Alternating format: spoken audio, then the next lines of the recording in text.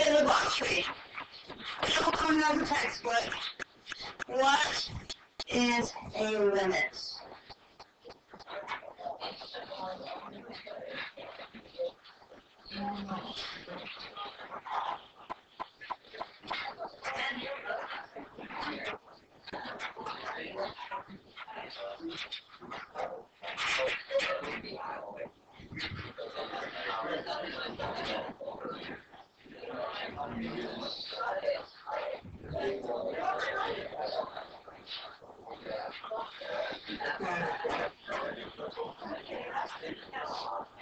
Did you find it? Did you read it?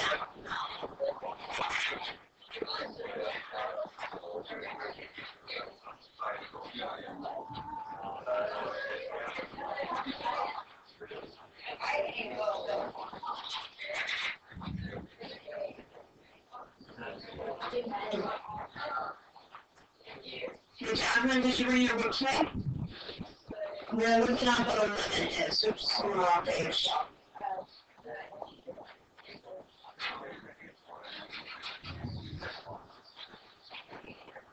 Alright, who's found what a limit is? Has weird symbols, right? Okay, the box is also on page 60 of the book.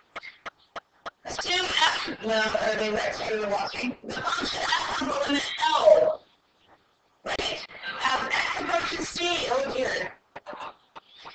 If given any positive number epsilon, oh dear.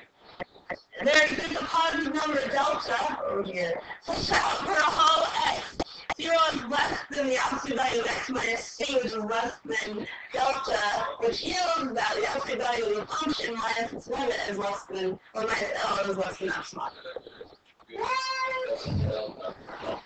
You were taking Calc 1 in college, you'd be using a definition of the epsilons and deltas, and in analysis in college, you have to prove that definition of deltas and epsilons. But we're at AP, so we don't actually have to use that definition of limits. So it's a little scary. But the limit is really nice graphically. So if you go back to your notes, what I talked about, the notation for limit, you can see here on the right-hand side.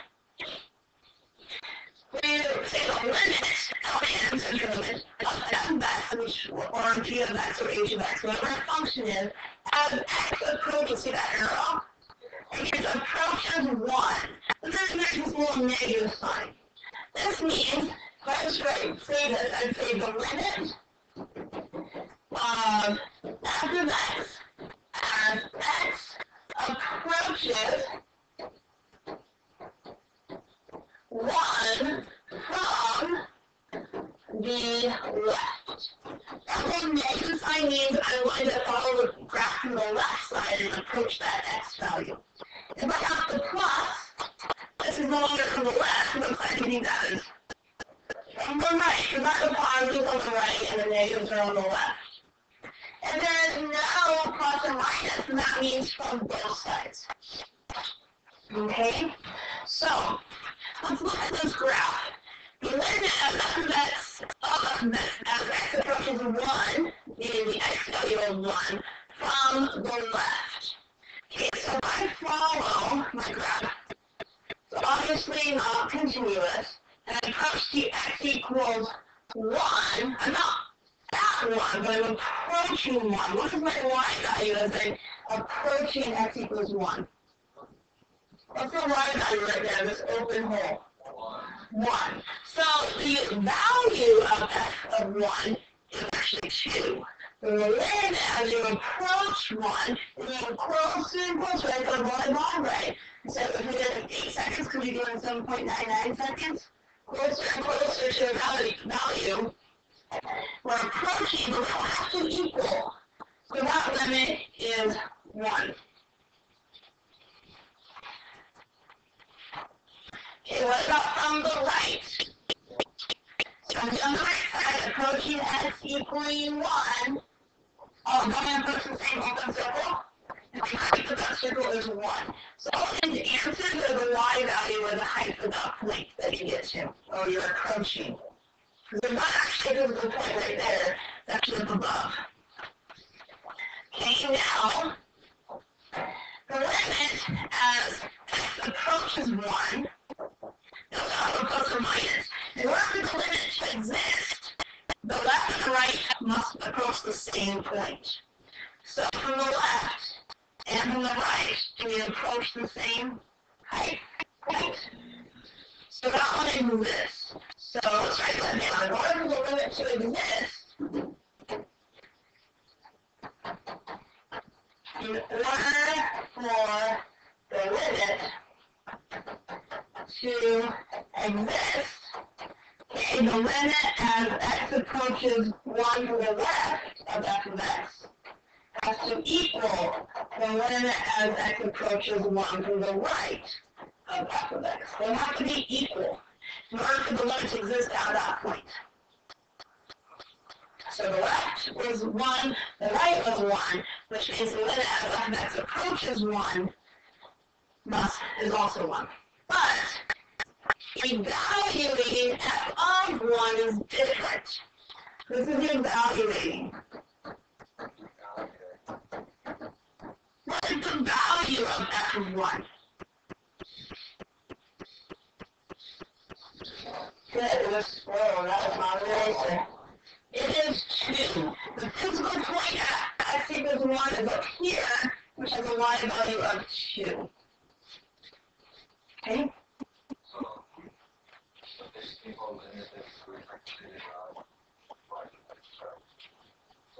So far, no.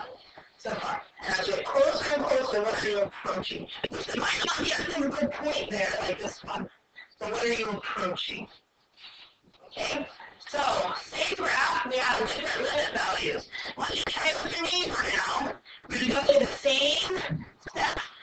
What's the limit of f of x as x approaches negative 2 from the left? The one line sign is left.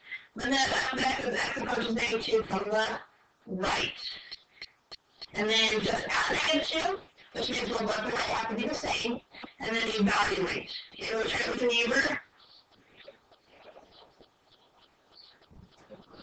There's your neighbor. She's back there. Do you want to jump in with one of the other groups? You can go with Christine or everybody's in the back. Right. Yeah, I'll just play over there. Over.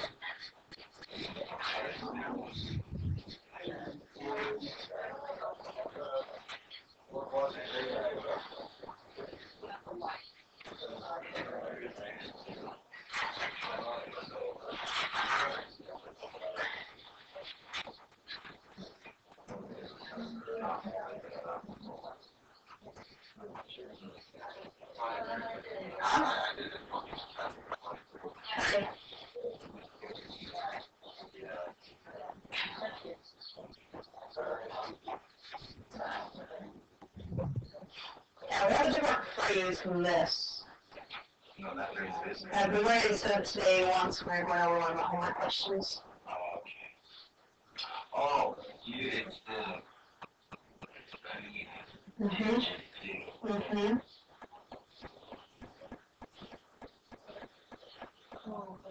So remember your answer is the y value of that point. As you're approaching up the height. The height. Yes. But I think you need to really look at these. Because as you approach negative 2, what's the height of that point? Negative 1. You're going to need x value of that point. So your answer should be the height of the point, or the y value.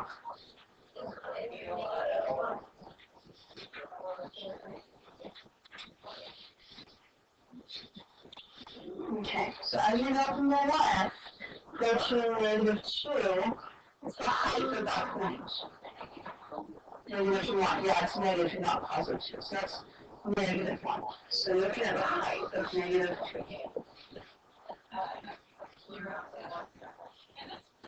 Oh, you're wrong, let's see. This middle one's right, but the rest are not. Should be on. Okay, we're doing good. We're doing good. Can I see fingers in the air? See what's your fingers anyway. As we approach, that was a negative, take out positive. From the left, what's the height that we're reaching? Fingers in the air. That's the height of that point What'd you get? Negative 1%. Okay? What about from the right? Negative 1. Are these the same? So does the limit exist at negative 2? Yes, which is negative 1. They have to be the same. If they're not the same, then this would not exist. Okay? And what's f of negative 2? That's a whole. So what is f of negative 2? The actual value at negative 2. D and E does not exist because there's a whole. Okay? Right. Go ahead and finish the next two columns. Don't worry for the second column in the middle. Notice that there's a negative 1, the limit as x approaches negative 1, and then loss was limit as x approaches positive 3.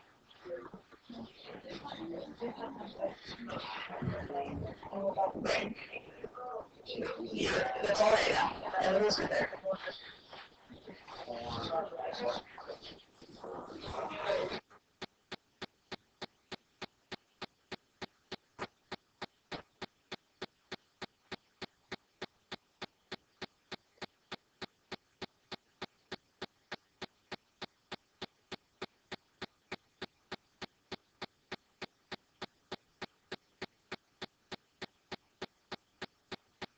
That's always the y value or the height of that point.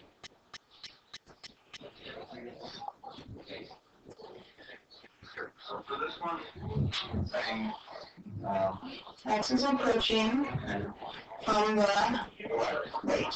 So you follow the left from the left approaching to negative 1. And it curves down. What's the height of that point? Yeah. So follow the curve. Even if it goes down, don't jump segments.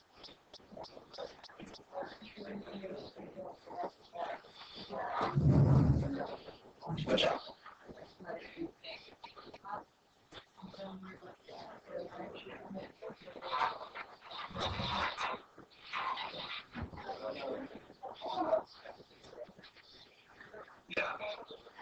Okay, looking good. What did you guys get to the limit of f max as x approaches negative 1 from the left? Negative 2, because you have to follow the curve. If you're approaching negative 1, you curve down. And the height of that point is negative 2. You don't jump segments, okay? And then from the right, we're following the absolute value looking part of the function, which is a limit height of negative 1. So those don't match. What's the limit at as x approaches negative 1? Does not exist because they don't match. And then you evaluate it at negative 1. The building point is here. So you should have negative 2. Any questions on that column? Okay, the third one. You want to share what you got correct on the third column? And then positive 1? Negative 1? Okay, thumbs up, you agree? Thumbs down, you disagree, middle. You got someone saying? Okay, I give thumbs up, too. This is positive 3. As you approach from the left to positive 3, the height of that point is negative 1. As you approach from the right, the height is positive 1. So if they're different, it still going to exist, right? And then when you evaluate, where's the building point? Right there, negative 1. Good. That's graphically. Are you comfortable graphically now? Ready to do algebraically now. So let's look down below. Okay. There are different ways to approach the algebraic method. Sometimes they're nice and sometimes they're not. The first thing you always want to try, this will be your first go-to always, is just plug in the number.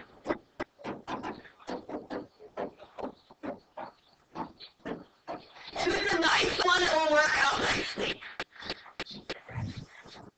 But a nice one, we're going to have to do some tricks.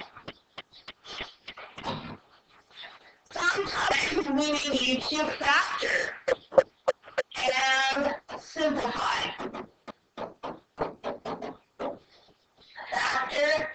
and simplify. After we've done that, we've factored and simplified, then we can plug in the number.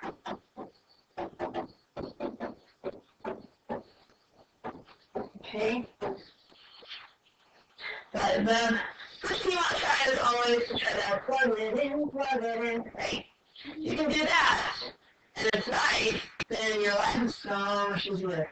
So, it's just like evaluating. Number one, the limit of this function, the function of the linear function, x plus 2, as x approaches 3. So what we do, let's plug in the 3 in the function. So it would be 5. The linear function is continuous, right? Right? The linear function is continuous, that's why we're able to plug it in. So we know from the left and the right, we're going to go to the same point. From the other side. Yeah, exactly. What type of function is number 2? Quadratic. Do you know what quadratic functions are continuous? Roll for alpha. So as you go from left to right. So we shouldn't be able to plug in. Now be careful when you plug in. It's good how to put parentheses wherever you plug in. Because this is different than this. What's the difference? Maybe negative 9 on the bottom left. Yeah, this is negative 9, the top one's positive 9. So we need to square the whole thing, including the negative. Minus the negative 3 minus 6. Okay? Negative 3 squared, do your exponents first. Please excuse my irregularity. We have a minus negative or plus 3 minus 6. Which do you do first? Add or subtract? Actually go left to right. Remember, multiplication division goes left to right, because the subtraction goes left to right. So yes, in this case, we do add first. Remember that add and subtract goes left to right. So 9 plus 3, 12 minus 6. Our limit is 6. Which makes sense because we know quadratic function is continuous, so we're looking at function from left to the right, we should go to the same point. Okay, what about number 3? Let's start plugging in. We have 2 over 2 squared minus 4. Can you solve that one?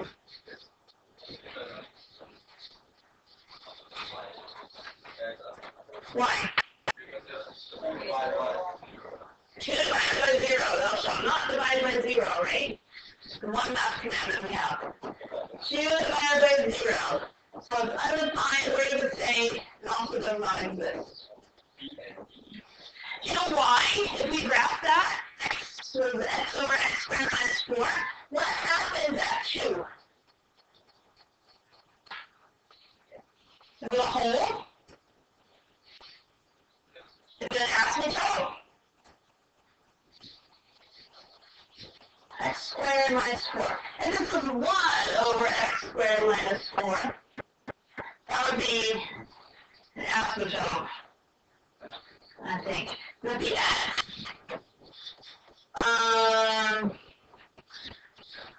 I think, yeah, we definitely have an asymptote. Because if you plug in 2, the denominator is 0, we have an asymptote. And then the removal of this continuity as a whole. Do you remember those from secondary tree? Removal of continuity had x minus 2 over x minus 2 times x minus or plus 2. Is there a removable factor? So x equals positive 2 because of the 0 rule. Positive 2, x equals positive 2 is removable. So that is a whole. If it's removable. If it's not removable, it's a vertical asymptote. So this is not a vertical asymptote at negative 2. Because it's non-removable.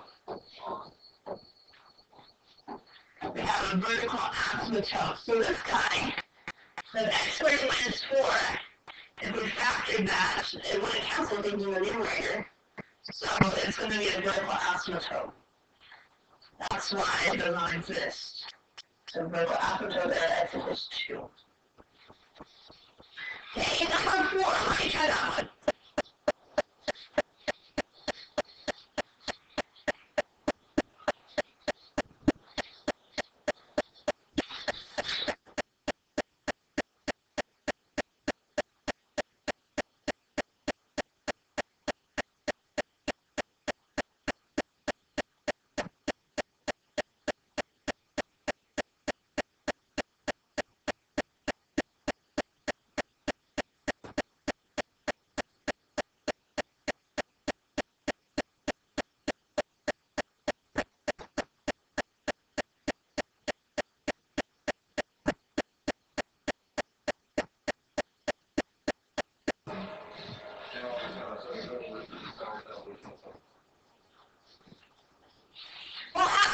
approaching 3 right away.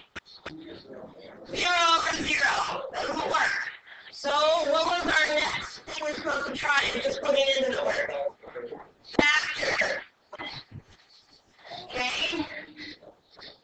What's that song? Remember? Push times 10, 1 from 2, in between, set up, push 2, and yeah, just you can, and you also sing the other one.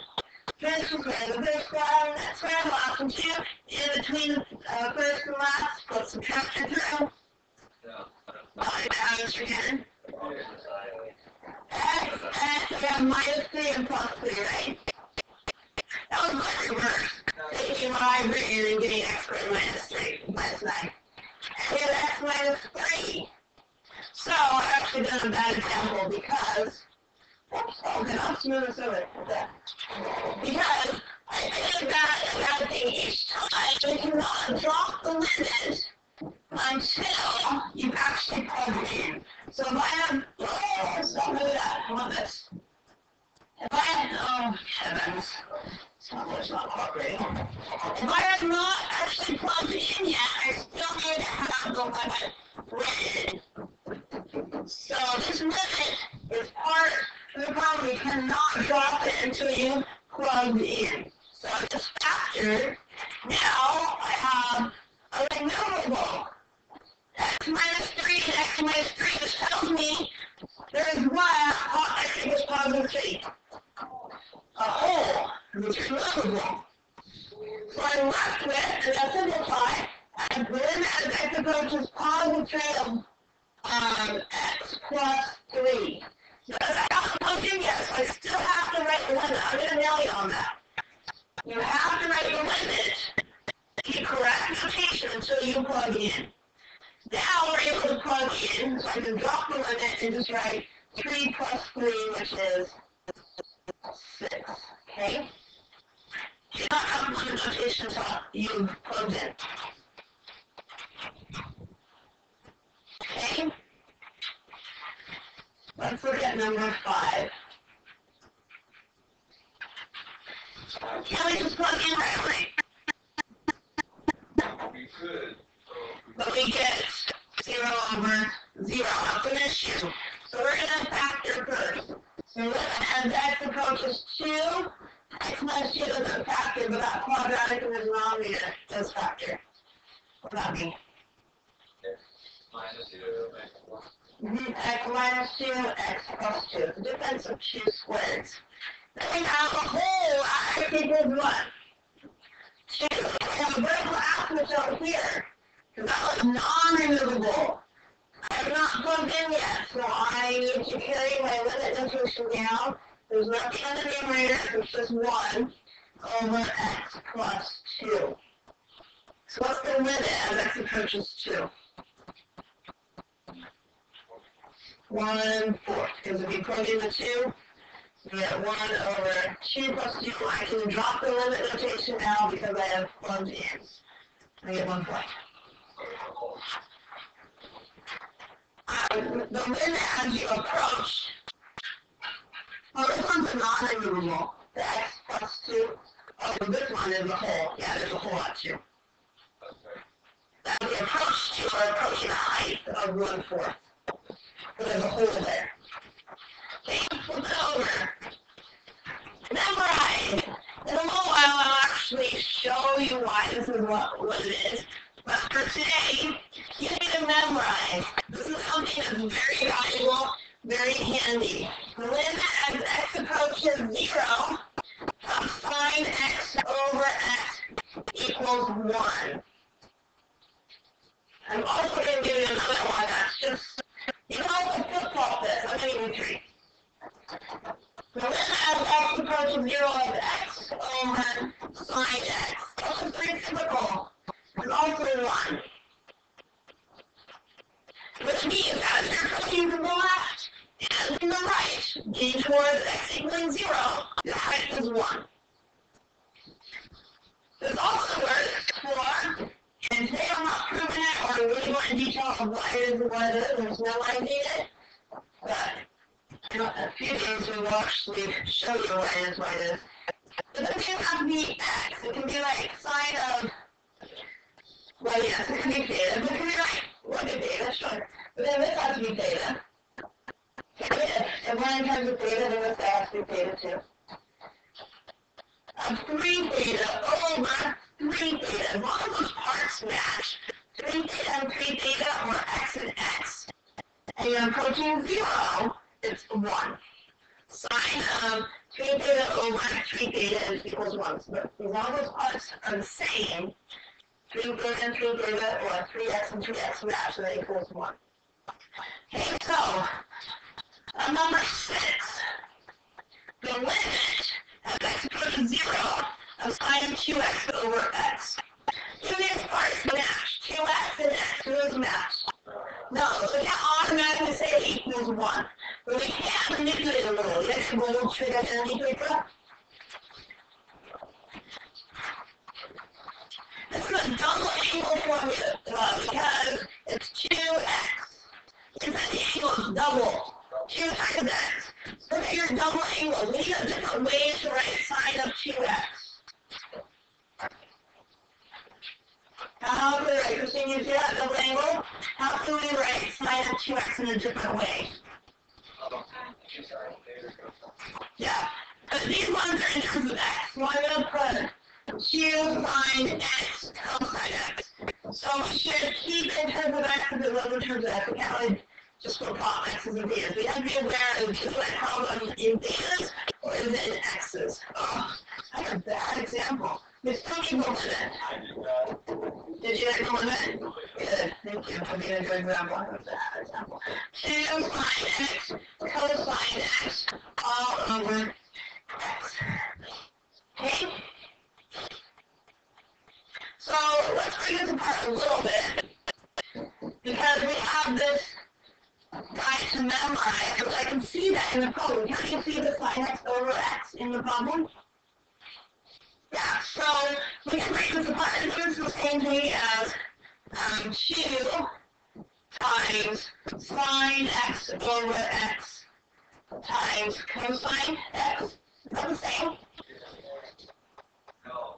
Just get all three of them with the denominator of x. We can multiply fractions. No. If I give them all the denominator of x, then my denominator would be x cubed. We don't want that. We just want x. So only one of these the x. I'm going to strategically give it to this guy because I know this part is 1. Okay? And I can find cosine of 0. I think I can find that. You know cosine of 0? Because you can break it apart. And then drop out. I think it's what page is that in your book? Properties of limits. On page 61 and 62 of your book. Page 61 and 62 of your book. We can pull it apart as the limit as x approaches 0 of 2 times the limit as x approaches 0 of sine x over x times the limit as x approaches 0 of cosine x. So what's the limit as x approaches 0 of 2? And we're choosing the horizontal line, so x equals 2. So whenever you are on the line, what's your height? 0? No. X equals, or y equals 2. That's just a horizontal line, like this. So now I'm not going to far with that. What's your height? 2. So the limit as x approaches 0 of a constant is just a constant. Times our special memorize the limit as x approaches 0 of sine over x is 1 times the limit of x approaches 0 of cosine x. Well, let's put it in. Cosine of 0. Right, because that's 0 right here, cosine of the x coordinate. So it would be, I think it's 1, 0, isn't it? 1, 0. So cosine of 0 is 1 times 1 times 2, which means our limit is 2. So these tricks to manipulate some of them. Let's try one more. That's what we have time for. Would you like number 7 or number 8? Here, both. At the same time, probably what's the only difference? One's approaching pi, and the other one's approaching 0. These tricks can only be applied if you're approaching 0. I'll let you do number 7, because that one's approaching 0. So let's do number 8. Sin of x plus x over x is our function. And we can break this apart. As x approaches pi, how do we break this apart if they're being added in the numerator? They're also being times in the numerator. So I can do this, sin x over x plus x. I cut they're being multiplied. But they're being added. Don't both of them need that denominator? Yes, both of them need the denominator. So you might want to take a look at the rules of exponents on 61 and 62, as I mentioned, because you can break it apart. Sin x over x plus the limit as x approaches pi of, what is x over x? 1. Okay? If the limit of x approaches pi of sin x over x equal to 1. Why not? This is not approaching 0. Let's plug in and see what we get. I can drop the limit side of n plug in, so sin pi over pi. Plus, what's the limit as x approaches pi of a constant? Is it just the constant? Because that's a flat line. So it's just 1. So we have to do this part. What is sin of pi? Sin of pi. Is it pi over here? What are the points at that point? Negative 1, 0, it's one side. So sin theta right there. So sin of pi is 0 over pi plus 1. What does that equal? Just 1. And 0 divided by pi is 0. Right? So the answer is 1. Okay, so don't use the trick above unless x or theta is approaching 0. Okay, I'm going to give you, remember you have to put both sides for homework. We're going to get into that after the test. After the test. And then this comes from 2.1. There are some directions on here. Some say do you have to break it out a calculator. I would not do this homework until after the test. All of your efforts should be focused on staying for the test. This is the new homework log for chapter 2. Chapter 1 is yellow, chapter 2 is blue.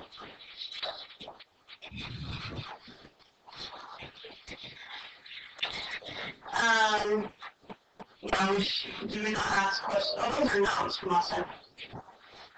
We don't have to hear the notes. I'm not for you to yeah, on the test. Everything up until today was on the test. So rational functions are definitely on the test. You need to be familiar with the unit circle. Anything you see on that review?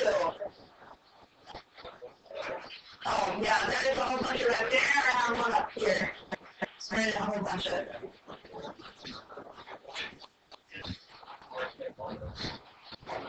You want the whole bunch, there's a whole bunch right here. Probably. Yeah, until today. Everything but months.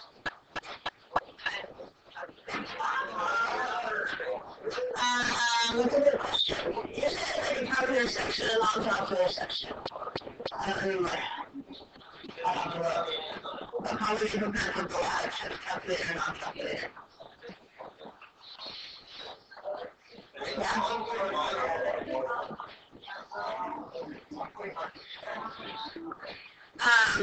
Yeah, you do 1.5 by frame. And this was the chapter 1 test. Yeah, engineers, physicists, ask questions, actuaries. Yeah, you're going to take time to calculus in college. One of the engineers eventually are able to use computer programs to do that. Hey, remember 1.5, we have late work, right? And go for the deadline for that. Most of the sciences do require calculus in college, at least basic level calculus. Even business requires business calculus. So, yeah. Because math is a science, so math is in the College of Science. So if you do anything with sciences, I'm sure you have to calculus.